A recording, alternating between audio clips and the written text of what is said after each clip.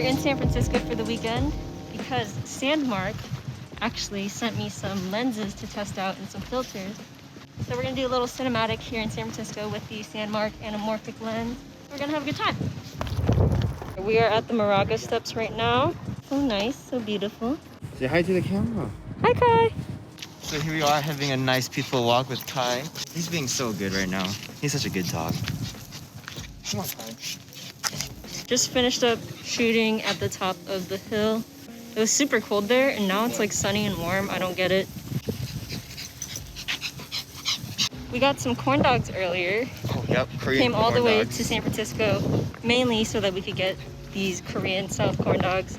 If you're ever in San Francisco, go to a place called Sticks. Really good corn dogs. Put some sugar on it. It's delicious. This pretty much wraps it up for day number 2. Gonna go home and just rest up for tomorrow, so I'll see you later for day number 3.